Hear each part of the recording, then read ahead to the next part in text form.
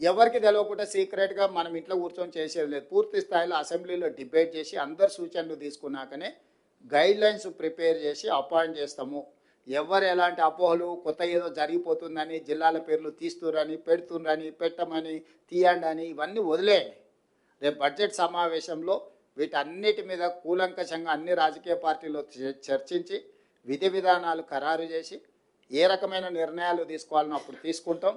ఇప్పటికీ మీకు స్టేట్లో కట్టుకోవడానికి ఆఫీస్ స్థలం ఇస్తాం.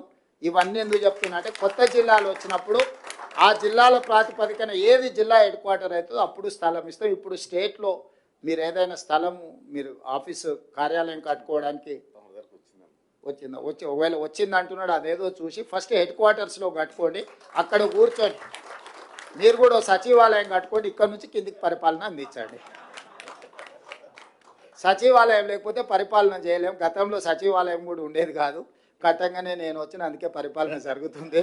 మీరు కూడా మీ గెస్టెడ్ ఆఫీసర్స్ కోసం ఒక సచివాలయాన్ని కట్టుకోండి. దానికి సంబంధించిన స్థలాన్ని నేను ఇస్తా. అవసరమైతే మీరు ఎంత జమ చేసుకుంటే మీరు రూపాయి ఇస్తే నేను రూపాయి ఇస్తాను మీరు కట్టుకోవడానికి. మీరు లక్షిస్తే నేను లక్షిస్తాను. మీరు కోటి మీరు జమ చేసుకుంటే నేను కూడా కోటి ఇస్తాను.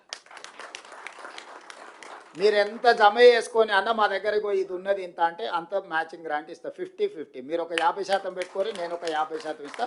ఒక మంచి వివిధ రాష్ట్రాల నుంచి కూడా గెస్టెడ్ ఆఫీసర్స్ అసోసియేషన్ వస్తే మీ దగ్గర చూసారే Telangana gazetted officers association office చాలా బాగుంది.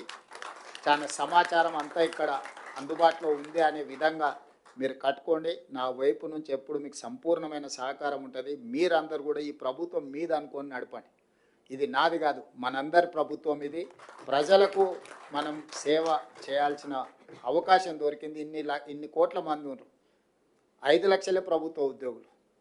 దాదాపు 4 కోట్ల మంది నుంచి 5 లక్షలే మీరు సెలెక్ట్ అయినారని అంటే ఇది ఒక గొప్ప అవకాశం. 4 కోట్ల మందిలో మేము 200 మందిలో మేము ఉన్నామంటే ఇంకా గొప్ప అవకాశం. ఇది ప్రజలు ఇచ్చిన అవకాశం. మనం సద్వినియోగం చేసుకుందాం, మన సమస్యలు పరిష్కరించుకుందాం, ఒక మంచి పరిపాలనకు మనం ఆదర్శంగా నిలబడదాం. ప్రభుత్వం ఎప్పుడూ మీకు సహకారాన్ని అందిస్తుంది. మీరు లేవనెత్తిన విషయాలు శ్రీనివాస్ గారు మీ అసోసియేషన్ వాళ్ళందరూ చాలా ఇచ్చిండ్రు, అన్నీ ఇక్కడ ఉన్నాయి. వీటన్నిటినీ మా చీఫ్ సెక్రటరీ గారికి ఇచ్చి ఎగ్జామిన్ చేసి మళ్ళీ ఒకసారి మీ అసోసియేషన్ చీఫ్ సెక్రటరీ గారితో మీటింగ్ ఏర్పాటు చేసి దీనికి పరిష్కారం కావాల్సిన అన్ని ఆదేశాలు కింద అధికారులకు ఇచ్చి మీ సమస్యలు పరిష్కరిస్తానని తెలియజేస్తూ మీ అందరి దగ్గర సెలవు తీసుకుంటున్నాను.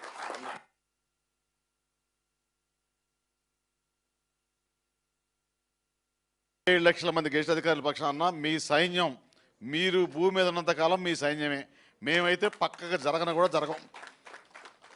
ఆ మాట ఇస్తూ మీరు ఆదేశాలు ఇవ్వండి, మేము ఇంప్లిమెంట్ చేస్తాం అన్న. ఒక్కసారి మా అధికారులు అంతా మహిళలు అంతా ఉన్నారు. మీ ఫోటో కోసం ఒక 10 నిమిషాలు సెషన్.